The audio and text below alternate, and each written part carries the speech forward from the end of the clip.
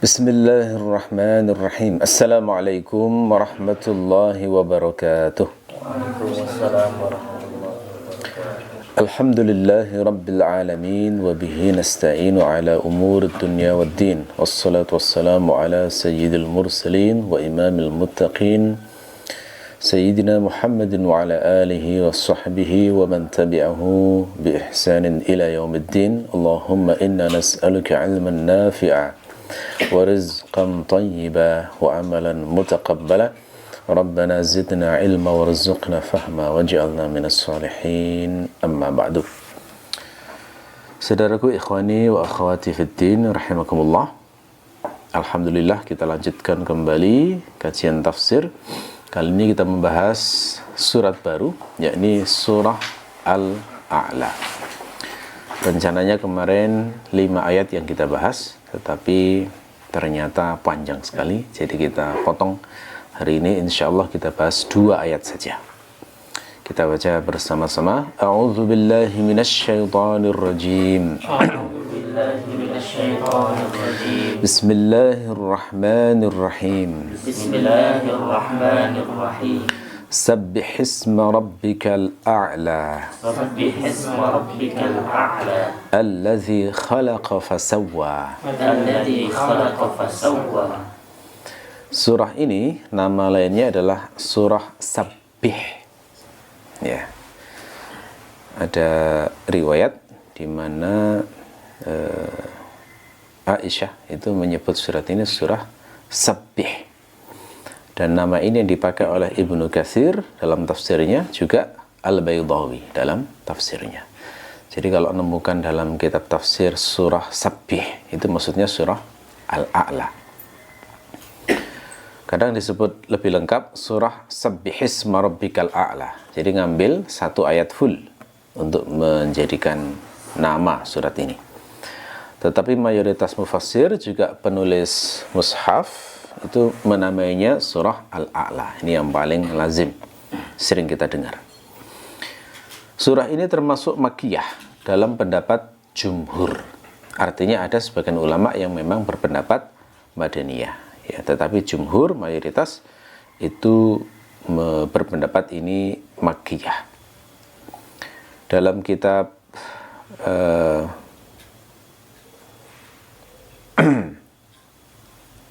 At-Tafsir Al-Musnad Libni Mardawai, itu dari riwayat begini. Aisyah berkata, nazalat suratu Sabbihisma Rabbikal A'la bi Makkah. Nah, ini ada riwayat yang menyebutkan secara lugas surat ini turun di Mekah. Keistimewaan surat ini adalah, ini termasuk surat yang diajarkan Mus'ab bin Umair dan Ibnu Ummi Maktum kepada penduduk Madinah sebelum Rasulullah datang. Jadi kita mengingat segmen sejarah bahwa sebelum Rasulullah hijrah itu kan beliau mengutus Mus'ab bin Umair, ditemani Ibnu Ummi Maktum juga, untuk berdakwah di Madinah. Dakwahnya itu sifatnya ngajari ajaran Islam. Karena dari sisi keimanan, itu beberapa utusan Aus dan Khazraj itu sudah beriman pada Nabi. Jadi mereka tidak mengulang dari awal, tidak. Jadi sekedar melanjutkan dakwah Nabi untuk mengajari Islam dan ayat-ayat Al-Quran yang turun kepada mereka. Nah, di antara yang diajarkan itu adalah surah Al-A'la. Itu sampai levelnya hafal. Beberapa orang itu sampai akhirnya hafal beberapa surat-surat yang diajarkan. Nah, ini ada dalam Sahih Bukhari kisahnya, ya. Saya bacakan riwayatnya dari Bara ibni Azib. Beliau berkata, awwalu man qadima alaina Mus'ab ibnu Umair wa ibnu Ummi Maktum. Orang yang pertama kali datang kepada kami, maksudnya di Madinah, itu adalah Mus'ab bin Umair dan Ibnu Ummi Maktum. Kalau kisahnya Mus'ab sudah terkenal, beliau itu pemuda yang sangat kaya di Mekah, sangat tampan, tetapi meninggalkan kekayaannya demi Islam. Karena diancam ibunya itu, kalau nggak keluar dari Islam ya nggak boleh menikmati fasilitas kekayaan orang tuanya. Ternyata malah milih Islam, sehingga memilih hidup yang beda dengan sebelumnya.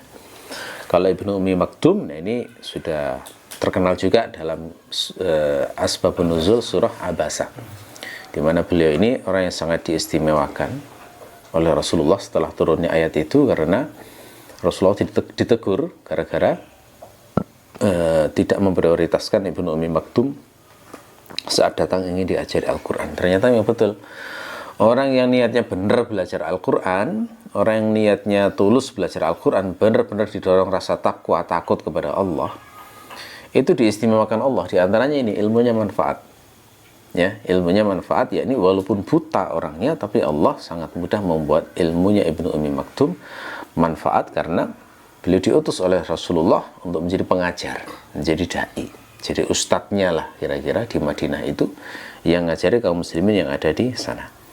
Wa kana yuqri'anin nas, ya, keduanya itu membacakan Al-Qur'an. Yuqri'an itu makna bahasanya membacakan, maksudnya membacakan Al-Qur'an, mengajarkan Al-Qur'an. Istilah aqra'a yuqri'u iqra'an itu kalau dalam istilah para ulama adalah membacakan untuk membuat orang muridnya itu menjadi hafal sekaligus mengerti maknanya. Ya, jadi ada istilah iqra' yang sering dipahami sekaligus dengan tafhim, membuat faham. Yang paling umum adalah Al-Quran yang dibacakan, tetapi untuk mengajarkan hadis itu juga pakai istilah iqra' biasanya, iqra'un, dengan memanjangkan ra-nya, ya. Faqadima Bilal wa Sa'ad wa Ammar bin Yasir. Kemudian datanglah Bilal, Sa'ad dan Ammar bin Yasir, artinya nyusul maksudnya. Setelah Mus'ab bin Umair dan Ibnu Ummi Maktum, nyusullah Bilal, Sa'ad dan Ammar bin Yasir. Ini termasuk du'afaul muslimin, orang-orang yang lemah di kalangan kaum muslimin. Lalu kemudian summa qadima Umar bin Khattab fi 20 min ashabin Nabi. Kemudian datanglah Umar bin Khattab dengan 20, dengan memimpin 20 sahabat Nabi. Nah, ini bedanya Umar dengan yang lain. Kalau hijrah itu terang-terangan Umar itu, nggak sembunyi-sembunyi seperti yang lain. Jadi begitu mau hijrah ngumumkan, ayo siapa yang pengen istrinya jadi janda, ya, pengen anaknya jadi yatim, susul saya. Nggak ada yang berani akhirnya, ya. Itu. Summa qadima an-nabiy sallallahu alaihi wasallam fama ra'aitu ahlal Madinah farihu bi syai'in farahahum bi Rasulillah sallallahu alaihi wasallam. Kemudian datanglah Nabi, maka tidaklah aku melihat penduduk Madinah itu segembira itu melebihi mereka saat datangnya Rasulullah. Jadi sewenangnya luar biasa. Nah, senang dengan kedatangan hamba Allah yang soleh kayak gini, itu disenangi Allah juga. Makanya wajar ya jika sahabat di Madinah itu diberkahi oleh Allah sampai hari ini, itu semua hal terkait dengan mereka itu menjadi teladan kita. Sampai-sampai Imam Malik itu kan salah satu metode ijtihadnya adalah menjadikan amalan penduduk Madinah sebagai hujjah dalam hukum syara, ya. Hatta ja'alal ima yaqulna, hingga para ima itu jamak dari amatun, ya. Amah itu bisa difahami budak perempuan, bisa juga difahami gadis kecil, bisa. Ya, mereka berkata qadima Rasulullah sallallahu alaihi wasallam. Rasulullah datang, ya, kira-kira ngomongnya. Fama qadima hatta qara'tu sabbihisma rabbikal a'la fi suwaran minal mufassal. Ya, tidaklah beliau datang melainkan aku sudah membaca sabbihisma rabbikal a'la di antara surat-surat mufassal. Nah, jadi saat ini informasi yang tidak ditekankan di sini adalah Al-Bara bin Azib itu saat Rasulullah datang itu sudah hafal surah Al-A'la. Bagaimana bisa hafal? Diajari Mus'ab bin Umair dan Ibnu Ummi Maktum. Nah, riwayat ini berarti menguatkan bahwa surat ini Makkiyah, begitu ya. Karena logikanya kalau diajarkan berarti sebelumnya sudah turun. Makanya jumhur ini pendapatnya kuat bahwa ini adalah surah Makkiyah. Nah, hanya saja yang dibahas oleh para ulama adalah mengapa kok ada yang berpendapat Madaniyah, itu didasarkan pada riwayat yang mengatakan sebagian dari surat ini itu ada yang turun terkait dengan peristiwa kaum muslimin saat membayar zakat fitrah dan sholat id. Nah, kita tahu syariat zakat fitri dengan sholat id itu kan baru turun di Madinah. Ya, lalu kemudian sebagian dari surat Al-A'la ini, nah, itu ada yang terkait dengan dua amal ini, amal membayar zakat fitri dan sholat id. Mana ayatnya? Yakni ayat yang berbunyi qad aflaha man zakkaha wa dzakara asma rabbih fasalla. Nah, kata qad aflaha man zakkaha itu kan diterjemahkan sungguh beruntung orang yang mensucikannya. Maksudnya menyucikan jiwa. Nah, itu ditafsirkan yakni menyucikan jiwa dengan membayar zakat fitri. Kemudian wa dzakara asma rabbih fasalla, dan menyebut nama Tuhannya lalu melakukan salat, ditafsirkan sholat id. Nah, ini yang kemudian sebagian ulama seperti Ad-Dhahhak itu berpendapat Madaniyah berarti. Ya, karena ada riwayat ayat ini turun saat kaum muslimin membayar zakat fitri dan melakukan sholat id. Tetapi kompromi ulama yang berpendapat itu Makkiyah juga cukup bagus. Nah, mereka mengatakan seluruh surah Al-A'la sudah turun di Mekah. Lalu saat di Madinah Rasulullah menjelaskan maknanya. Di antara maknanya qad aflaha man zakkaha itu adalah yang terpentingnya bayar zakat fitri dan sholat id. Nah, itu di antara komprominya, ya.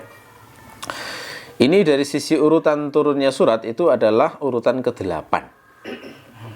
Ya, dari urutan surat yang turun, surat turun yang ke-8 yakni setelah surah At-Takwir dan sebelum surah Al-Lail. Ada riwayat bahwa Rasulullah mencintai surat ini. Riwayatnya dhaif ya, tetapi bisa untuk targhib di sini. Dari Ali, beliau berkata, "Kana Rasulullah sallallahu alaihi wasallam yuhibbu hadhihi surah Sabbihisma rabbikal a'la." Adalah Rasulullah itu mencintai surat ini, surat Sabbihisma rabbikal a'la. Ada juga riwayat sahih yang menyebut bahwa Rasulullah itu membaca surat ini saat mengimami sholat Jumat dan sholat id. Nah, makanya kalau kita sering mendengar imam membaca ini, memang karena ada riwayatnya. Rasulullah itu pernah membacanya saat sholat Jumat dan sholat id. Gimana riwayatnya? Ada dalam Sahih Muslim. Dari An-Nu'man bin Bashir, beliau mengatakan, "Kana Rasulullah sallallahu alaihi wasallam yaqra'u fil 'idaini wa fil jumu'ah bi sabbihisma rabbikal a'la wa hal ataka hadithul ghashiyah." Qala wa idza ijtama'a al-'id wal jumu'ah fi yawmin wahidin yaqra'u bihima aydan fi as-salataini. Rasulullah itu membaca pada saat salat id dan salat Jum'ah dengan surat Sabbihisma rabbikal a'la dan hal ataka hadithul ghashiyah.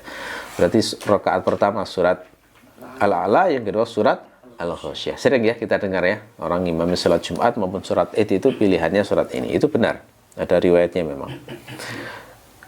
Dan kalau menjadi satu, bergabung menjadi satu salat id dan salat Jumat, nah ini berarti hari raya Idul Fitri pas di hari Jumat. Maka di sini dikatakan yaqra'u bihima aidan fis shalatain. Rasulullah mengulang lagi itu. Dibaca lagi itu. Jadi sholat id baca dua surat ini, sholat Jumat dibaca lagi dua surat ini. Nah, ini menunjukkan betapa istimewanya ya dua surat ini. Kalau dilihat konteksnya bahwa sholat Jumat dan sholat id itu kan momen nasihat setahun sekali dan seminggu sekali ya. Kan gini ya, kalau kita melihat dari sisi pembinaan Nabi itu kan ada kaum muslimin yang mendapatkan keistimewaan hampir setiap hari ketemu Nabi dan mendapatkan ilmu dari Nabi. Nah, ini yang mulazamah pada Nabi. Ya, misalnya seperti Abu Hurairah yang tinggal di masjid. Itu kan kesempatan ketemu Nabi itu besar, sehingga setiap saat itu ada peluang untuk mendapatkan ilmu banyak dari Nabi. Termasuk istri-istri Nabi, Aisyah. Itu kan hampir setiap hari ketemu Nabi. Karena Rasulullah itu selalu menyempatkan, setelah asar selalu ngobrol dengan istri-istrinya sebelum bermalam di salah satu rumah istrinya ya. Nah, itu Ibnu Mas'ud itu termasuk juga yang mulazamah dengan Nabi, sering ketemu Nabi. Termasuk Anas bin Malik. Nah, itu kaum muslimin yang pembinaannya hampir setiap hari, bahkan hampir setiap saat. Ya. Tapi ada pula yang hanya bisa mengikuti kajian Nabi 2 hari sekali kira-kira. Nah, ini seperti riwayat Umar bin Khattab gantian dengan seorang sahabat Ansor untuk mengikuti majelisnya Nabi. Karena nggak mungkin ikut tiap hari, kan harus kerja, harus dagang. Maka yang satunya itu mengikuti kajian Nabi, satunya dagang. Nanti kalau sudah pulang dari dagang, minta informasi, tadi Rasulullah ngajari apa. Nah, ada yang kira-kira 2 hari sekali. Ada pula yang bisanya hanya seminggu sekali. Ini yang agak jauh-jauh dari Madinah, sehingga ikut pembinaannya Nabi ini ya saat sholat Jumat itu. Nah, saat Rasulullah khutbah, maka mendapatkan ilmu dari Nabi, dari khutbah Rasulullah. Ada yang setahun sekali. Nah, ini yang kira-kira ikut sholat Id ini, yang jauh-jauh, yang nomaden, yang Arab-Arab Badui, yang jarang sekali ketemu Nabi, ini dapat pembinaannya ini. Kalau kita lihat dari sisi konteks ini, kemudian Rasulullah memilih surat Al-A'la dan Al-Ghasyiyah. Ini kan berarti penting banget isinya. Ya, karena seakan-akan ini materi yang bisa mewakili banyak materi jika seandainya orang itu tidak sanggup untuk mengikuti ilmu-ilmu yang detail dari Rasulullah. Gitu ya, ruhnya kira-kira begitu ya, cara memahaminya. Mengapa Rasulullah memilih surat-surat tertentu? Karena dibacakan kan berarti mereka mendengar ya. Oh begini, apa isi surat ini? Seakan-akan ingin benar-benar ditekankan. Memang nanti kalau kita kaji isinya luar biasa, Masya Allah memang ya. Kalau dipraktekkan betul itu memang sudah banyak memperbaiki hidup kita itu nantinya. Ya, syaratnya memang diamalkan. Sekecil-kecilnya itu diamalkan. Insya Allah bagus sekali isinya. Ya. Ada juga riwayat Rasulullah membacanya saat sholat zuhur. Ini ada dalam Musnad Ahmad. Jabir berkata, "Kana Rasulullah sallallahu alaihi wasallam yaqra'u fi adh-dhuhri bi sabbihisma rabbikal a'la wa nahwaha wa fi subhi bi atwala min dzalik." Rasulullah itu terbiasa membaca saat sholat zuhur dengan sabbihisma rabbikal a'la, atau yang sepanjang dengannya, semisal dengannya. Dan dalam sholat subuh itu lebih panjang. Jadi prinsipnya kalau sholat subuh itu memang panjang-panjang ya, lebih panjang dari biasanya.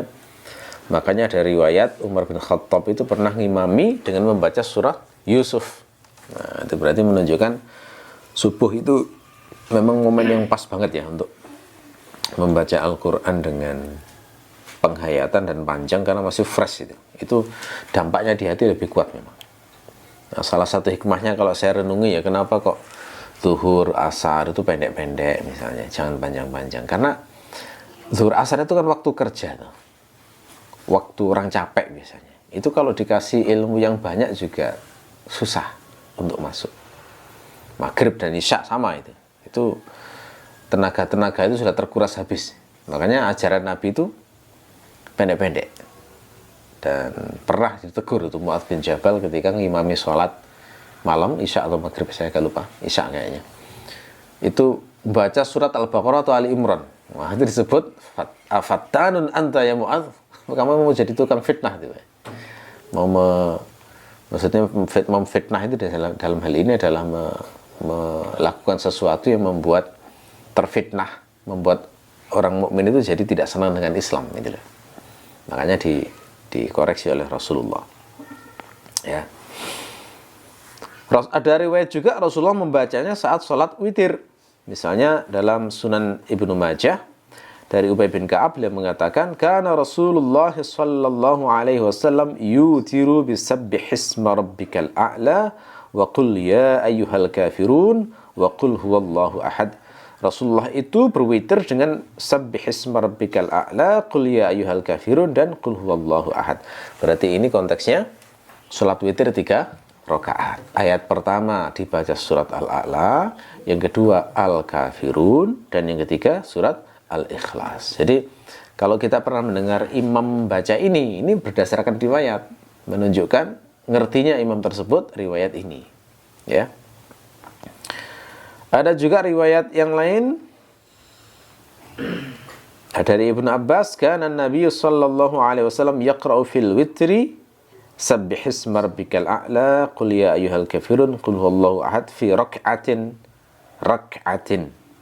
Ya, ini mempertegas ya sebelumnya ya.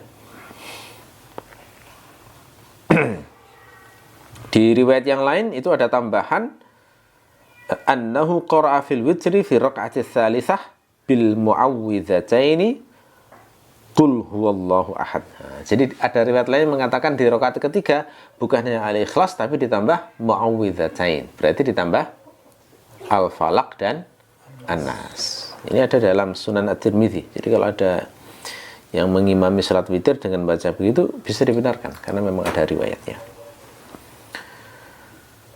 Surat ini juga yang dinasihatkan kepada Mu'adz saat beliau membaca surat panjang-panjang. Saya singgung tadi ini ya.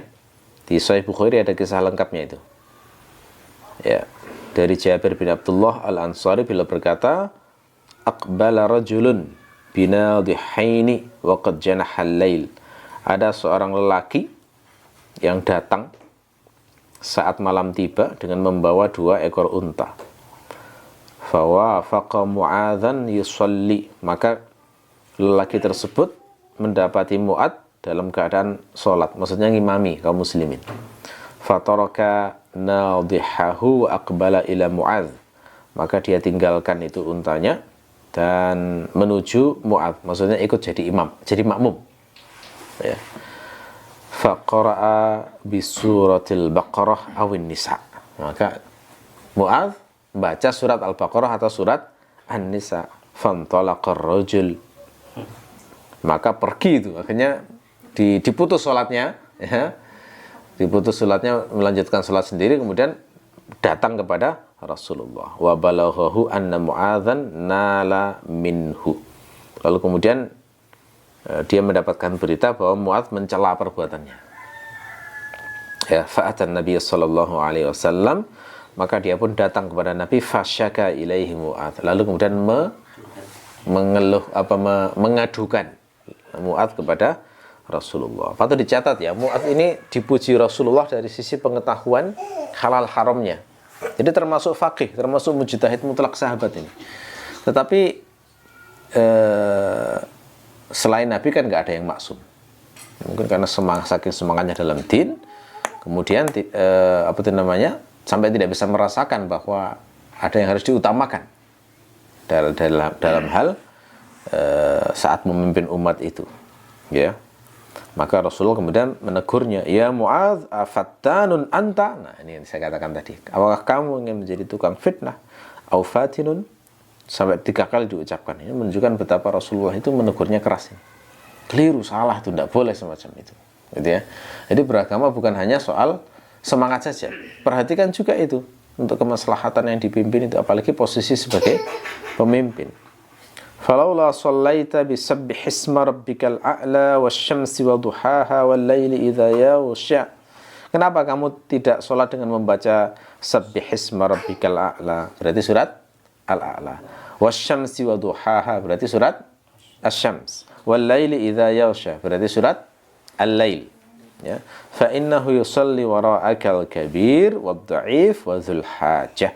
Karena yang sholat di belakangmu itu ada orang tua, orang lemah, dan orang yang punya kebutuhan ya atau hajat. Nah, ini menunjukkan kebijaksanaan Rasulullah yang luar biasa ya. Lembutnya saya rasakan itu, Masya Allah. Rahmatnya Rasulullah ke umatnya itu ya luar biasa. Sayangnya Rasulullah ke umatnya juga luar biasa. Kalau pas semangat untuk ibadah itu ya jangan dipaksakan pada orang lain yang nggak sesemangat kamu, seakan-akan begitu ya. Kalau dalam urusan di publik ini, maka itu cukup yang sudah mencukupi semuanya saja, yang pendek-pendek yang dibaca suratnya. Karena kalau bicara orang tua, nggak kasihan kalau harus panjang-panjang.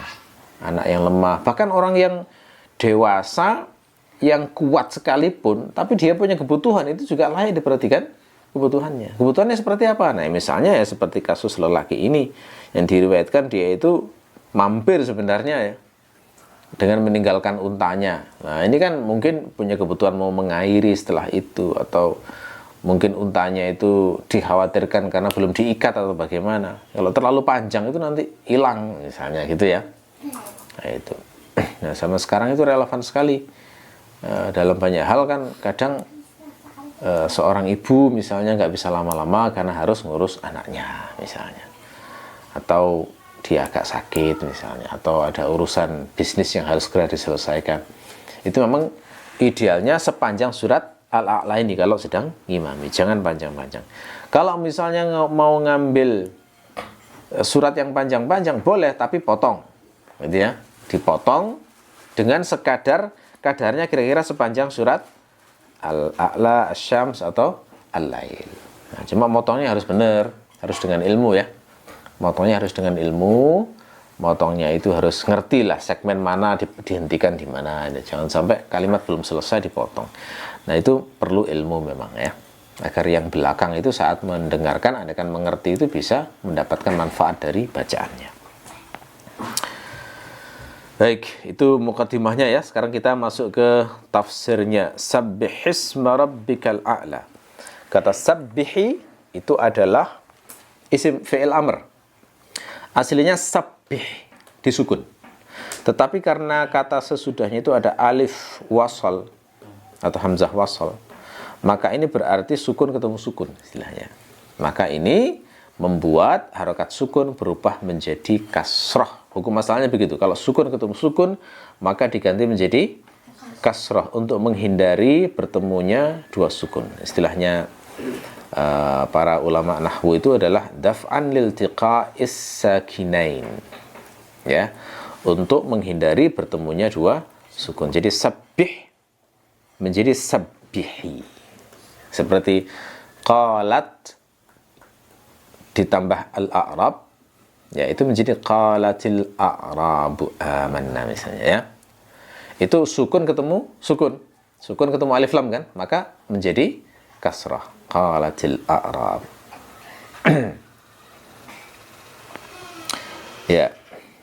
Nah, makna sabbih itu apa? Makna sabbih adalah nazzih amma la yaliq atau nazzih 'anin naqais. Sucikanlah dari segala sesuatu yang tidak layak, atau sucikanlah dari segala sesuatu yang sifatnya kekurangan. Ya, di sini ada perintah untuk mensucikan Allah dari segala kekurangan, mensucikan Allah dari segala yang tidak layak baginya. Nah, kata sabbih yang dipecah menjadi subhana, gitu ya, itu sesungguhnya aslinya mencakup ucapan yang disertai dengan perbuatan yang menunjukkan pengagungan terhadap Allah dan mensucikannya. Jadi aslinya tasbih itu bukan hanya ucapan ya, tapi ucapan disertai dengan perbuatan yang menunjukkan pengagungan terhadap Allah dan mensucikannya. Oleh karena itu, di sebagian hadis, zikir itu disebut tasbih juga. Salat itu juga disebut subhah. Itu ada kaitannya dengan kata tasbih. Itu menunjukkan makna asal dari tasbih itu bukan hanya ucapan, tapi disertai dengan perbuatan yang menunjukkan pengagungan terhadap Allah serta mensucikannya. Nah, tasbih dengan makna ini itu hanya boleh diidhofahkan kepada Allah. Tidak boleh kepada selain Allah. Tidak boleh mengatakan subhana maliki misalnya, maha suci rajaku, maksudnya raja manusia ya, tidak boleh. Subhana abi, subhana ummi, tidak boleh. Ini hanya boleh untuk Allah saja idhofahnya, termasuk semua istiqaqnya. Semua kata istiqaqnya seperti sabbaha, tasbihan dan sebagainya ya. Kata Ibnu Asyur ini sudah makna din terkait tasbih ini, dan beliau itu lebih cenderung memahami ini serapan dari bahasa Ibrani sebenarnya. Karena kalau dari sisi bahasa Indonesia memang dari sisi bahasa Arab itu beberapa ulama yang berusaha menjelaskan dari makna asli bahasa Arab memang agak jauh ya, agak susah menghubungkan itu. Tasbih itu kalau dari bahasa Arab sabaha, makna sabaha itu maknanya sur'ah, cepat. Yasbah yang sering diterjemahkan berenang, itu karena geraknya cepat di dalam air, gitu ya. Ya, lalu kemudian sebagian ulama yang berusaha menganalisis dari bahasa Indonesia, dari bahasa Arab, itu berusaha menghubungkan dengan memaknai seakan-akan orang yang bertasbih itu cepat berusaha untuk menaati Allah. Nah, gitu ya, ketika dihubungkan dengan makna asli bahasa Arab, tapi agak jauh ya pemaknaan. Ini dikritik oleh Ibnu Asyur, maka beliau lebih cenderung untuk memahami aslinya ini adalah dari diserap dari bahasa Ibrani, yakni mensucikan Allah dari segala sesuatu yang tidak layak atau segala kekurangan. Nah, sabbih di sini adalah fi'il amr untuk mukhatab mufrad, satu orang. Karena kalau dua orang kan sabbiha, kalau banyak orang sabbihu. Ini hanya sabbih saja. Siapa mukhatabnya di sini? Yang diperintah adalah Rasulullah sallallahu alaihi wasallam. Jadi seakan-akan sabbih ya Muhammad isma rabbikal a'la gitu. Nah, tapi dalam kaidah usul fikih sudah diketahui bahwa semua khitab ke Nabi, semua perintah ke Nabi berlaku kepada umatnya selama tidak ada dalil yang mengkhususkan. Berarti ini perintah untuk bertasbih ini juga mencakup umatnya Rasulullah. Nah, di sini ada yang menarik. Kenapa kok yang disuruh disucikan itu adalah isma rabbika, nama Tuhanmu? Kenapa kok tidak langsung sabbih rabbakal a'la misalnya? Nah, ini di Al-Quran memang ternyata ada dua bentuk ini. Jadi misalnya kalau surat Al-A'la ini pakai kata ism ya, ada isimnya. Sabbihisma rabbikal a'la. Di surat Al-Waqi'ah ayat 74 juga ada isimnya. Fasabbih bismi rabbikal azim. Itu ya. Tapi di surat Al-Ahzab ayat 42 itu enggak ada isimnya. Wasabbihuhu bukrata wa asila. Sucikanlah dia langsung kepada Allah tanpa isim. Berarti ini ada yang mensucikannya itu ke zat Allah langsung, ada juga yang ke namanya Allah. Nah, gitu ya. Termasuk di surat Al-Insan ayat 26. Wa minal laili fasjud lahu wasabbihhu lailan tawila. Itu juga tanpa isim langsung, sabbihhu, sucikan Allah. Di surat Al-A'raf ayat 206 juga demikian. Innalladzina 'inda rabbika la yastakbiruna 'an ibadatihi wa yusabbihunahu wa lahu yasjudun. Nah, ini menyebut malaikat di langit itu mensucikan Allah, bukan namanya ya, mensucikan Allah dan sujud kepadanya. Termasuk surat As-Sajdah ayat 15, wasabbihu bihamdi rabbihim. Ini juga langsung kepada Allah, tidak isim. Ini pertanyaan besar jadinya. Apa bedanya mensucikan nama Allah dan mensucikan Allah? Nah, ini yang teliti ini saya lihat Ibnu Asyuri di At-Tahrir wa Tanwir. Makanya bagus pembahasannya ya. Beliau menjelaskan begini. Kalau penjelasan bahasa Arabnya agak panjang begitu ya, agak rumit, tapi intinya begini. Yang dimaksud mensucikan nama Allah itu adalah ketika kita itu mengucapkan kata-kata zikir yang mengandung unsur ikhbar dan tausif. Mengucapkan kata-kata zikir yang mengandung unsur ikhbar dan tausif. Jadi ketika kita misalnya mengucapkan subhanallah, maka itu dinamakan ini merealisasikan perintah sabbihisma rabbika. Ya. Bahkan ketika kita mengucapkan Allahu ahad atau huwallahu alladzi la ilaha illahu, itu kan juga lafaz zikir ya. Yang semacam ini ada unsur ikhbar, memberitahu bahwa Allah itu esa. Memberitahu bahwa Allah itu tidak ada Tuhan selain Dia. Nah, ini bagian dari mensucikan nama Allah. Gitu ya. Tetapi jika kita itu menafikan ketuhanan pada patung misalnya, kita menafikan ketuhanan pada patung, maka yang semacam ini tidak ada unsur ikhbar terhadap sifat Allah. Ya. Yang semacam ini itu dikatakan mensucikan zat Allah. Nah, jadi tekanan utamanya terletak di ada unsur ikhbar dan tausif ataukah tidak. Makanya sekedar orang tafakur gitu kemudian kagum dengan perbuatan Allah, subhanallah, itu sudah dinamakan mensucikan Allah, bukan mensucikan nama Allah ya, beda ya. Jadi kalau misalnya di Al-Quran ada kata-kata bahwa malaikat itu yusabbihunahu, mensucikan Allah, itu jangan dibayangkan semata-mata hanya ucapan dah. Mereka sujud dengan mengagungkan Allah, itu sudah disebut dengan yusabbihunahu. Ya. Kita sujud itu bagian dari yusabbihunahu, betul. Ya.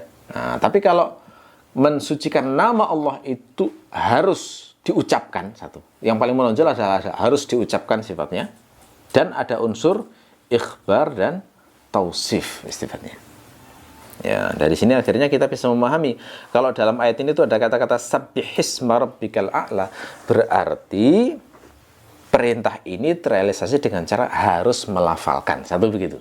Ya, harus dilafalkan. Dan yang dilafalkan itu sifatnya menyebutkan sifat Allah yang agung yang mengandung unsur ikhbar dan tausif. Saat kita mengucapkan subhanallah, itu bagian dari melaksanakan sabbihisma rabbikal a'la. Saat kita mengucapkan alhamdulillah, itu bagian dari mengucapkan sabbihisma rabbikal a'la. Karena tadi sudah saya katakan di awal ya, bahwa makna asli sabbaha itu sebenarnya ucapan yang disertai dengan perbuatan yang menunjukkan pengagungan terhadap Allah. Itu mencakup banyak hal, berarti semua sifat Allah yang agung itu masuk di sini. Jadi walaupun lafadznya sabbihisma, hanya sabbih, sesungguhnya itu mencakup semua jenis pujian pada Allah. Yang kalau kita ucapkan berarti kita melaksanakan ayat ini. Ya. Oke. Jadi itu ya, itu perbedaan antara mensucikan nama Allah dengan mensucikan Allah. Ya. Saat mempraktekannya, maka berarti ketika kita mensucikan nama Allah itu adalah dengan menyebut nama Allah dengan penuh pengagungan dan penyucian, baik saat sendiri maupun di tengah-tengah orang. Nah, itu berarti melaksanakan sabbihisma rabbika ini. Ada juga kandungan makna dalam ayat ini, sucikan Rabbmu, jangan sampai ada selain Dia yang kau beri sifat yang sebenarnya hanya menjadi haknya. Nah, kadang-kadang orang itu kan berlebihan ya. Ketika kagum kepada seseorang atau orang lain itu sampai dihebat-hebatkan, seakan-akan dia itu menyaingi Allah. Baik sekali dia, baik banget, sampai levelnya kita itu berlebihan. Kan ada yang semacam itu ya. Itu keliru, tidak boleh. Semua ini hanya gara-gara ini. Kalau nggak ada ini, maka nggak bisa itu. Nah, itu juga tidak boleh kata-kata kayak gitu. Saya kalau nggak salah pernah mendapat satu riwayat bahwa seseorang yang mengatakan kalau bukan karena anjing ini maka pencuri pasti akan masuk, itu sudah bagian dari syirik itu ya. Makanya tidak boleh itu kita menyebut selain Allah itu dengan pengagungan sampai seakan-akan itu menyaingi Allah, itu tidak boleh. Yang paling hati-hati hanya mengatakan ini adalah karena Allah kemudian, nah, gitu ya, kemudian atas melalui wasilah ini. Nah, itu boleh. Minta tolong ke orang kemudian bilang hanya kamu yang bisa menolong aku saat ini, nggak boleh ngomong kayak gitu. Itu halus loh ya, halus tapi keliru, secara akidah keliru.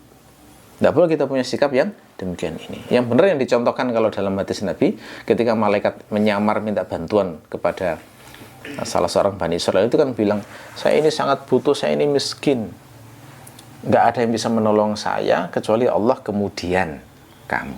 Nah, itu menunjukkan kefakihan. Kalau minta tolong kayak gitu itu menunjukkan ngerti hak Allah itu padanya. Nah, kalau kurang ngaji kayak gini itu jadinya ngomong kata-kata yang buat Allah murka itu nggak sadar itu. Ya, bahaya, nggak boleh. Hati-hati. Hanya kamu cintaku, astagfirullahaladzim. Itu kan parah banget itu ya. Orang kayak gini nih saking mendramatisasi cinta, sampai-sampai kekasihnya itu dianggap sebagai orang terbesar dalam hidupnya. Nah, itu kan sudah menjadikan ilah selain Allah kayak gitu. Aku tidak bisa hidup tanpamu. Wah, itu sampai kayak gitu ya. Kadang kalau gombal itu nggak sadar bahwa itu sudah menjadikan selain Allah sebagai ilah itu. Nggak bisa yang ngasih hidup Allah, yang ngasih hidup dia itu Allah kok, sampai bilang nggak bisa hidup tanpamu. Ya. Makanya perlu ngaji gitu ya. Orang di mabuk cinta kalau ngaji tetap syar'i gitu ya. Jatuh cintanya tetap syar'i. Jadi nggak sampai melanggar hak Allah. Makna lainnya adalah sucikan nama Rabbmu, jangan sampai namanya disebut dalam keadaan engkau tidak hormat, tidak mengagungkan dan tidak khusyuk. Jadi saat nyebut nama Allah, melaksanakan ayat sabbihisma rabbikal a'la itu, kalau menyebut nama Allah itu dengan penuh khidmat, dengan penuh penghormatan. Jangan sampai dijadikan kata-kata yang tidak terhormat. Makanya banyak bersumpah itu tidak dianjurkan. Ya, banyak bersumpah itu tidak dianjurkan. Sumpah itu kalau dilakukan hanya untuk hal-hal yang penting saja. Rasulullah itu kalau bersumpah walladzi nafsi biyadi, itu pasti hal-hal yang vital semuanya, nggak ada yang remeh-remeh. Ya. Makna yang lain adalah sebutlah nama Allah dengan penuh penghayatan. Namanya menghormati Allah, mensucikan Allah itu kayak gitu. Dengan penuh penghayatan, dengan penuh konsentrasi. Jangan sampai menyebut nama Allah sambil ngelamun. Ya, ini mempraktekkan ini saja dalam sholat sudah luar biasa loh itu ya. Karena ujian kita saat sholat itu pikiran terbang kemana-mana. Pikiran kemana-mana. Ingat berbagai macam yang bukan selain Allah. Kan begitu ya. Nah, melaksanakan sabbihisma rabbikal a'la itu kalau bisa mulai takbiratul ihram sampai salam, Allah tak yang diingat. Ini mempraktekkan ini aja seumur hidup loh perjuangannya. Bener ya? Nggak semua sanggup. Luar biasa itu. Tapi kalau bisa, Masya Allah, akan terbuka banyak hal itu. Ilmu ditambah, amal ditambah, berkah ditambah. Luar biasa. Mudah-mudahan ya Allah ngasih taufik kita untuk bisa melaksanakan ini. Ucapan itu kan memang diucapkan untuk difahami. Ucapan itu memang diucapkan untuk difahami. Jadi kalau mengagungkan nama Allah dengan bacaan apapun, itu harus dalam konteks memahami betul maknanya. Ketika itu sering diulang-ulang, nanti meresap dalam hati, berdampak itu. Ya, coba lihat betapa kasihannya orang nggak mengenal Allah untuk menimbulkan semangat dalam dirinya, biar hidup itu punya semangat. Dia harus tiap pagi harus di depan kaca, lalu kemudian dia bilang, terima kasih diriku, hebat sekali. Engkau sudah melakukan banyak hal, gitu ya. Itu kan saking jahilnya nggak ngerti petunjuk. Untuk mendapatkan semangat dia harus membuat sugesti sendiri semacam itu. Orang mukmin kan luar biasa tuh, dikasih ilmu yang jauh lebih hebat dari itu. Setiap pagi sudah diawali Allahu Akbar, yang paling besar dalam hatiku hanya Allah. Wah, itu kan segi hidup yang gagah banget itu ya. Artinya semua itu remeh. Urusan apapun hidup itu remeh semuanya, hanya Allah yang terbesar dalam hidupku. Masalah sebesar apapun kecil, hanya Allah yang terbesar dalam hidupku. Orang kayak gini tuh kan nggak mungkin stres, ya. Kalau benar-benar dihayati lo ya. Nah, orang yang stres itu karena membesarkan urusan yang ada dalam dirinya yang nggak selesai sebenarnya. Ada masalah dalam dirinya yang dia nggak bisa menerima, akhirnya depresi, kan begitu. Orang mukmin sejak awal itu sudah Bismillahirrahmanirrahim Akbar. Terus diawali Bismillahirrahmanirrahim. Mengingat bagaimana Allah itu maha penyayang, lagi maha pengasih. Menimbulkan semangat itu, semangat dalam hidup. Terus memuji Allah. Itu kalau dipahami betul, dihayati betul, berdampak dalam hati itu. Ya. Di ilmu psikologi hari ini tuh orang mengakui bahwa kata-kata itu berdampak. Mereka nyebutnya adalah kata positif dan kata negatif. Nah, itu ya. Kalau kita sering mengucapkan kata-kata positif, maka itu akan di alam bawah sadar mempengaruhi gerak manusia di alam pikirnya. Sehingga akan menjadi orang yang baik. Orang yang dipuji, kamu hebat, kamu bisa, itu termotivasi itu. Ya, pujian ke anak ya. Anak itu ketika dipuji kan lebih semangat itu. Itu menunjukkan berarti kata-kata yang baik itu berdampak. Tapi kalau sudah dibilang kamu itu bodoh, kamu itu nggak bisa apa-apa, itu nggak bisa apa-apa jadinya. Nah, kita ini dengan bacaan zikir itu semuanya kata-kata baik. Kalau diucapkan berdampak betul, bukan hanya di jiwa kita ya, tapi akan ada intervensi gaib yang akan mempengaruhi hidup kita, pasti itu. Ya, nah ini nikmat besar yang diberikan Allah itu kepada kita seperti itu ya. Oke. Sebagian ulama juga menafsirkan sabbihisma rabbikal a'la, itu ekspresi terpentingnya adalah sholatlah. Ya, sholatlah. Karena ekspresi terpenting menyucikan Allah itu ya bukan hanya ucapan yang terbaik, ucapan disertai perbuatan. Nah, sholat adalah sebaik-baik ekspresi mensucikan Allah dan mengagungkannya. Ya. Makna yang lain adalah sabbihisma rabbikal a'la itu sucikanlah Allah dengan zikir yang benar. Ya, jangan menyembah Allah seperti orang-orang musyrik yang dilakukan dengan cara bersiul dan tepuk tangan. Orang musyrik itu saat menyembah Allah di sekeliling Ka'bah itu, mereka telanjang bulat sambil bersiul dan bertepuk tangan. Alasan telanjang bulat adalah karena itu kondisi paling suci. Nah, seperti bayi baru lahir. Ya. Jadi itu contoh menyembah Allah dengan angan-angannya sendiri, bukan atas perintah Allah. Lalu kemudian bertepuk tangan, bersiul, kan juga Allah nggak pernah memerintahkan tepuk tangan dan siul. Makanya hati-hati ya. Ada beberapa varian-varian paham yang mengajarkan menyembah itu dengan tepuk tangan dan siul-siul itu menyerupai jahiliyah zaman lalu. Namanya zikir itu khidmat, jangan riuh ya. Zikir itu harus khidmat, itu yang akan terasa ke hati. Nah kalau riuh kayak pasar begitu, ini nggak akan terasa itu. Suasananya malah kayak klub gitu ya, rame gitu ya. Senangnya senang bukan karena merasakan zikirnya, tapi senang kayak orang yang sedang menari dan menyanyi. Ya. Kemudian berikutnya, mengapa di sini kok pakai kata Rabb? Sabbihisma rabbika. Kenapa kok bukan Sabbihismallahil a'la misalnya? Mengapa? Penyebabnya adalah karena di sini yang hendak ditonjolkan adalah sifat Allah sebagai Khaliqun Mudabbir. Ya, sifat Allah sebagai sang pencipta dan pengatur. Karena Rabb itu kan rububiyah itu adalah unsur paling menonjol adalah Khaliq dan Mudabbir. Makanya dikatakan Rabb itu mencakup menghidupkan, mematikan, menjaga, ngasih rezeki kan gitu ya. Itu ada unsur Khaliq Mudabbir maknanya. Ya. Kemudian kenapa kok diidhafahkan pada Rasulullah? Nah, Sabbihisma Rabbika. K-nya itu kan ke Rasulullah kan? Kenapa ke Rasulullah? Ya, jawabannya adalah pertama untuk tasyrif, memuliakan Rasulullah. Jadi kalau dikatakan Tuhanmu, itu kan ada perasaan yang beda yang kita rasakan ya. Kayak misalnya kita bertamu ke tetangga misalnya, nggak ada hubungan apa-apa misalnya. Terus kita tanya, istri dari tetangga itu kemana? Terus tetangga itu bilang kepada kita, oh bibimu sedang keluar. Padahal bukan bibi kita ya, tapi dinisbahkan pada kita. Itu kan mendekatkan tuh. Ada unsur perasaan kedekat, oh saya seperti diakui sebagai saudara misalnya. Kan gitu tuh. Nah sama, idhofah kepada Allah itu kayak begitu. Idhofah kepada Rasulullah itu kayak gitu. Rabbika itu seakan-akan Allah itu hanya Tuhannya Rasulullah, seakan-akan begitu. Itu untuk memuliakan maknanya, tasyrif. Ya hakikatnya kan Allah itu Rabbul Alamin. Tapi ketika dinisbahkan hanya Rasulullah saja, itu maka maknanya ada unsur tasyrif.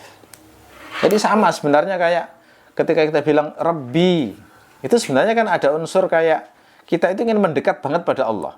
Kita tahu bahwa Allah itu Rabbul Alamin, tapi kita nyebut Rabbi itu seakan-akan ya kayak kita nyebut bapakku itu, gitu ya, bapakku.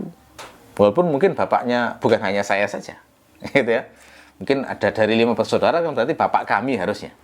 Tapi kita menyebut bapakku itu ada unsur kayak mendekatkan hati kita, dekat kepada Allah.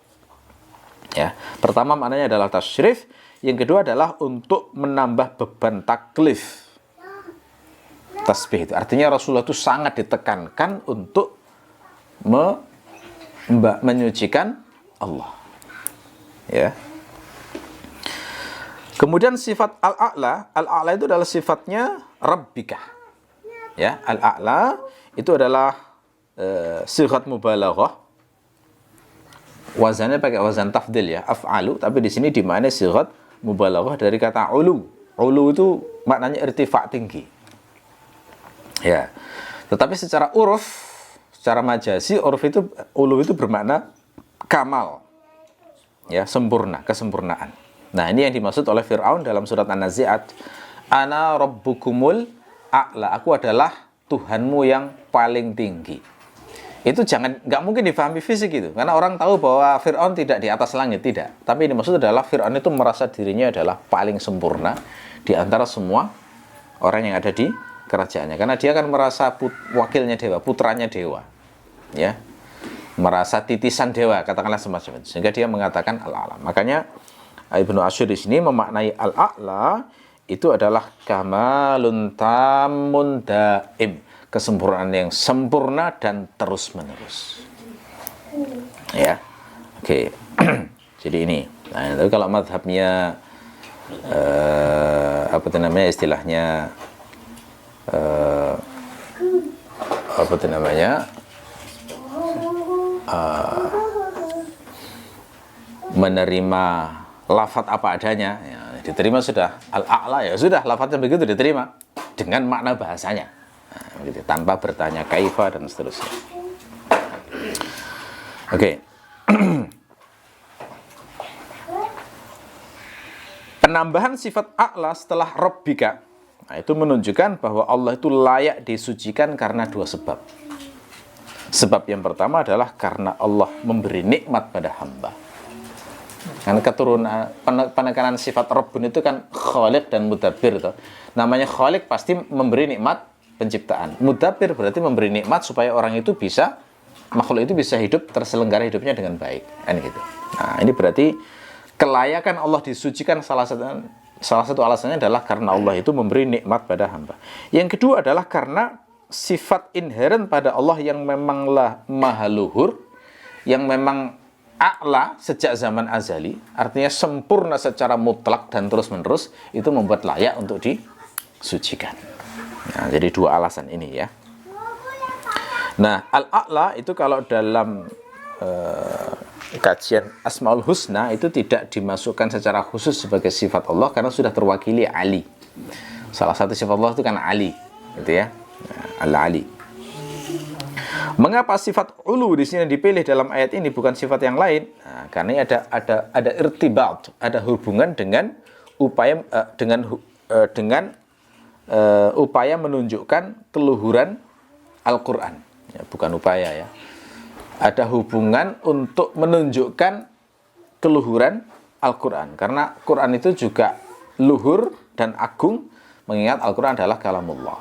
Gitu ya. Nah, Rasulullah mempraktekkan perintah tasbih ini langsung.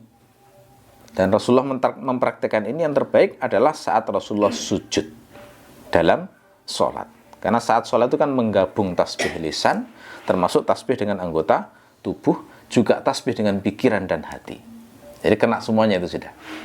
Ya, ada riwayat bahwasanya Rasulullah itu saat sujud beliau berkata subhana rabbiyal a'la fakana sujuduhu qariban min qiyamihi.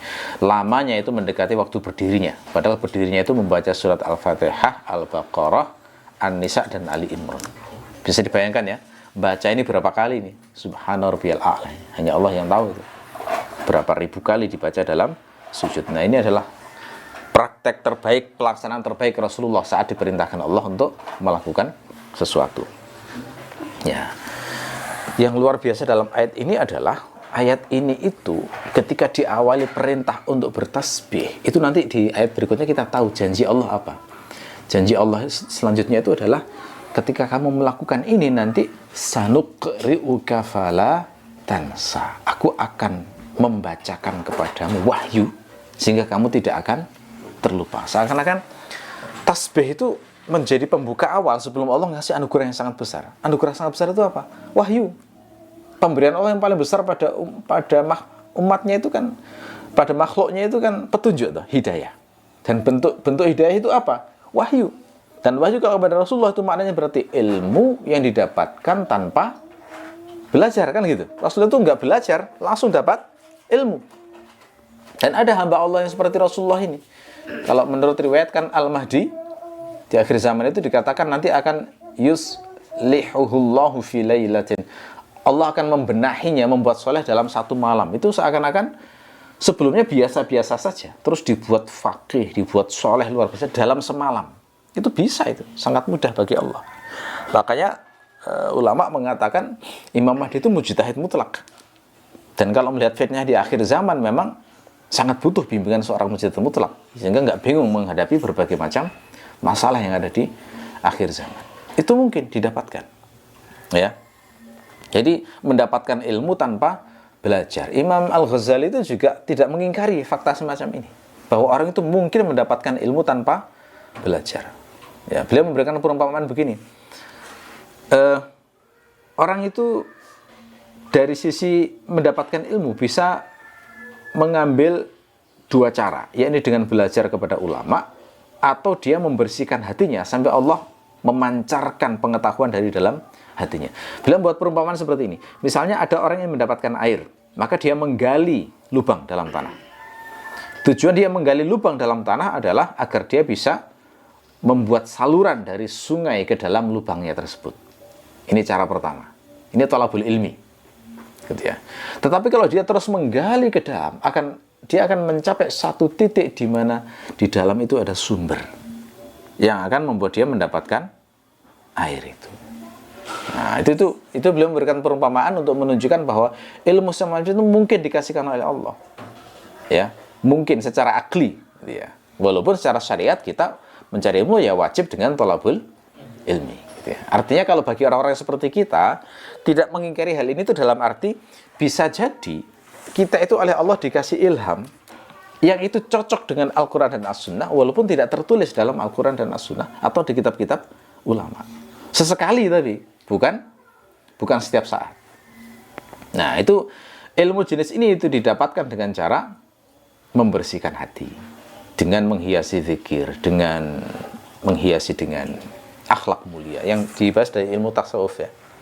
Di ilmu tasawuf itu kan manhajnya, thariqahnya, metodenya itu kan ringkasnya ada takhalli dulu, kemudian setelah itu tahalli, kemudian baru tajalli, istilahnya gitu. Takhalli itu melepaskan diri dari segala keburukan, dari akhlak buruk, dibersihkan hati dari dengki, dari sombong, dari ujub, semuanya dibersihkan semua. Terus tahalli dihiasi dengan akhlak yang mulia, dihiasi dengan rendah hati, dihiasi dengan zikir. Lalu nanti akan tajalli, muncul itu anugerah dari Allah itu tadi. Nah, ini sebenarnya dari sisi akli nggak usah diingkari. Cuma kadang-kadang sebagian yang sok nasawuf ya, itu keliru memahami, akhirnya kemudian nggak mau belajar. Ya sudahlah, zikir aja yang penting. Biar nanti jadi dikasih ilmu kayak Nabi. Oh, nggak bisa ditiru itu Nabi itu. Rasulullah tahannas di Gua Hira, kemudian kita berharap dapat ilmu kayak Rasulullah, nggak bisa itu. Syariat pada kita adalah thalabul ilmi, belajar kepada ulama. Kalau sesekali Allah ngasih ilmu untuk menambahi ilmu yang sudah kita pelajari dengan jalan normal tadi, nah itu adalah anugerah tambahan dari Allah. Itu maksud wazidnahum huda, itu kan ada di situ. Seperti Ashabul Kahfi. Ashabul Kahfi itu kan ditambahi petunjuk oleh Allah. Itu kan ilmu-ilmu yang secara logika mustahil, mereka nggak punya guru khusus yang terus intens ngajari, kan tidak. Tapi karena berpegang teguh pada tauhid, berdoa terus pada Allah, itu kayak dibimbing oleh Allah itu. Ya kan? Doa-doanya bagus. Kemudian Allah mengatakan wazidnahum huda, kan gitu. Akhirnya kemudian gerak mereka itu benar gitu ya. Itu maksud ilmu yang dituangkan Allah itu model-model semacam itu. Itu yang bisa kita harapkan kalau saat ini ya kita. Makanya kadang-kadang kita itu ya apa yang diajarkan satu ulama itu kadang nggak ada di ulama yang lain. Kita husnudzannya adalah ulama ini dituangi ilmu oleh Allah yang tidak diberikan kepada ulama yang lainnya. Karena penjelasannya luar biasa. Kayak tek mancep banget di hati begitu ya. Dan itu nggak bertentangan, malah sejalan dengan ayat-ayat Al-Quran maupun hadis. Nah, gitu ya. Nah, ini luar biasanya ayat ini itu di sini yang mungkin jarang ditangkap oleh kebanyakan orang, bahwa Allah itu sebelum ngasih anugerah ilmu wahyu tadi, itu disuruh memperbanyak dulu sabbihisma rabbikal a'la. Disuruh memperbanyak bertasbih kepada Allah. Seakan-akan kita itu diajari bahwa tasbih itu adalah pembuka ilham. Tasbih itu adalah pembuka hidayah. Tasbih itu adalah pembuka ilmu. Tasbih itu adalah pengokoh huda. Seakan-akan begitu. Nah, sekarang kita sudah dapat rumusnya berarti sekarang. Kalau misalnya pas sulit memahami ilmu tertentu, kok rasanya malas ngaji, saatnya memperbanyak tasbih. Itu ya, kira-kira begitu. Sabbihisma rabbikal a'la. Dibanyakan subhana rabbiyal a'la. Subhana rabbi, subhanallah, subhanallah. Apapun yang sifatnya tasbih. Yang terbaik adalah yang seperti ayat ini, subhana rabbiyal a'la. Itu nggak hanya dibaca saat sholat. Yang terbaik memang saat sholat. Di luar sholat, pas kita bisa, ucapkan juga subhana rabbiyal a'la untuk melaksanakan ayat ini. Gitu ya. Nah, lanjut, alladzi khalaqa fasawwa. Nah, ini baru satu ayat ya, sudah 1 jam, tidak terasa. Alladzi khalaqa fasawwa. Ini adalah sifat kedua dari Rabbika. Jadi sifat pertama adalah al-a'la, yang kedua adalah alladzi khalaqa fasawwa, yang menciptakan dan menyempurnakan. Nah, di ayat ini itu ada 2 perbuatan Allah. Ayat ini mengandung 2 perbuatan Allah. Apa itu? Yang pertama adalah khalqun, menciptakan, khalaqa. Yang kedua adalah taswiyatul khalq, fasawwa tadi. Ya. Nah, maf'ul khalaqa di sini ini dibuang. Jadi Allah tidak menyebutkan maf'ul bihnya. Ini agar mencakup segala sesuatu. Artinya Allah menciptakan apapun, segala sesuatu. Alladzi khalaqa kulla syai', seakan-akan begitu. Ini mirip seperti dalam surat Thaha ayat 50. Rabbunalladzi a'ta kulla syai'in khalqahu thumma hada. Tuhan kami yang memberi segala sesuatu penciptaannya kemudian memberi petunjuk. Ya, sebagian mufassir memperkirakan khusus, ini juga bisa dibenarkan. Maksud khalaqa di sini adalah khalaqal insan. Alladzi khalaqal insan fasawwahu. Kira-kira begitu. Ada juga yang menafsirkan khalaqa Adam. Alladzi khalaqa Adam fasawwahu. Kira-kira begitu. Ya, pemaknaan ini cukup kuat karena mirip seperti ayat Al-Hijr ayat 28 sampai 29. Alhamdulillah. Allah berfirman, "Wa idz qala rabbuka lil malaikati inni khaliqun basyaran min salsalin min hama'in masnun." Ingatlah ketika Tuhanmu berkata pada malaikat, aku hendak menciptakan manusia. Ya, setelah dijelaskan di sini bahan penciptaannya apa, lalu Allah berfirman, "Fa idza sawaituhu wa nafakhtu fihi min ruhi faqa'u lahu sajidin." Ketika sudah aku sempurnakan dan kutiupkan ruh padanya, maka sujudlah kalian menghormatinya. Ini pakai kata sawwa juga. Ya, ada lafaz fa idza sawaituhu. Nah, sebenarnya di sini juga ayat ini alladzi khalaqa fasawwa, ada khalaqa dan sawwa. Sehingga ketika ditafsirkan Nabi Adam itu kuat juga tafsirnya. Sehingga boleh ditafsirkan yang menciptakan Nabi Adam sekaligus menyempurnakan penciptaannya. Pada kata fasawwa adalah ataf untuk menunjukkan bahwa maksud utama dari silah mausul adalah kata sawwa itu. Ya. Makna sawwa itu apa? Sawwa itu menjadikan mutanasib, dijadikan serasi, kemana gitu. Fasawwa itu menciptakan sampai serasi. Tidak mutafawid. Mutafawid itu kayak janggal gitulah ya. Juga bisa bermakna adalah qamatahu, membuat bangun tubuhnya menjadi seimbang. Nah, jadi ketika dikatakan, kalau ditafsirkan khalaqa ini khalaqa menciptakan segala sesuatu, berarti sawwa ini adalah Allah menciptakan segala sesuatu secara serasi. Serasinya bagaimana? Serasi untuk disiapkan melakukan amal atau aktivitas yang cocok dengannya. Ya, contoh ya, misalnya lihat itu ikan ya. Tubuh ikan itu kan diciptakan Allah itu memang cocok banget untuk hidup di air, untuk berenang.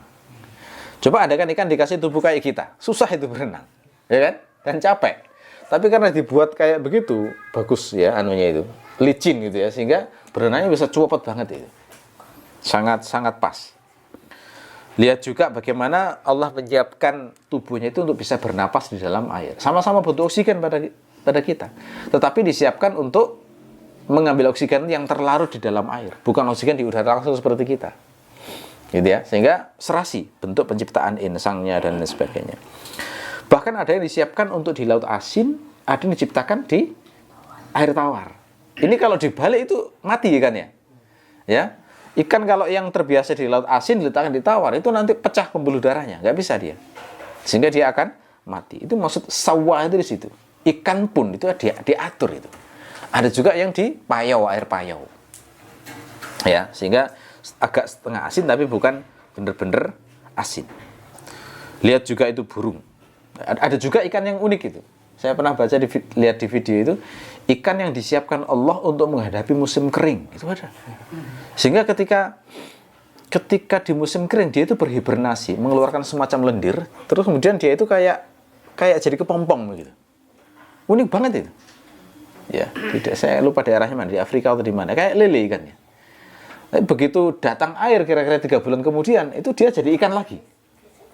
Itu kan luar biasa ya. Itu sawwa di sini takjub banget kalau kita lihat di sini. Bagaimana Allah menyiapkan segala makhluk itu untuk kondisi-kondisi yang sudah disiapkan untuknya. Terus perhatikan juga, hewan-hewan yang dia itu lemah, oleh Allah itu selalu dibuat banyak itu. Sementara hewan-hewan yang kuat itu selalu dibuat sedikit. Nah ini kalau dibalik, punah itu ya kan? Nggak ada rantai makan akhirnya. Hewan-hewan yang lemah, yang mudah dibunuh, yang mudah diburu, itu dibuat kalau sekali lahir banyak banget. Ya kan? Tapi hewan-hewan kuat itu dibuat langka. Nah, sehingga melahirkan, bertelur paling cuma 1, 2, 3 gitu ya, kayak elang, Raja Wali itu kan sedikit itu. Tapi kalau coba itu kodok ya, sekali keluar telur itu berapa itu ya kan, banyak banget itu. Itu sawah itu maknanya di sini di antaranya dibuat serasi sesuai dengan amal yang hendak diciptakan untuk makhluk tersebut. Ya, ini nggak bisa dijelaskan dengan teori evolusi sekali lagi ya. Semuanya hanya kebetulan kalau mereka nggak bisa menjelaskan keserasian alam semesta ini. Ya, oke. Kalau manusia termasuk sawah adalah diberi kekuatan sempurna memahami sesuatu. Nah, akal. Karena memang manusia ini diciptakan untuk diuji amalnya menjadi makhluk yang paling superior, maka bentuk sawah yang paling menonjol adalah di kemampuan akalnya. Termasuk membuat manusia siap menerima taklif, diberi kudrah secara fisik maupun psikis. Ya. Kita cukupi, mudah-mudahan bermanfaat. Subhanakallahumma bihamdika asyhadu an la ilaha illa anta astaghfiruka. Assalamualaikum warahmatullahi wabarakatuh.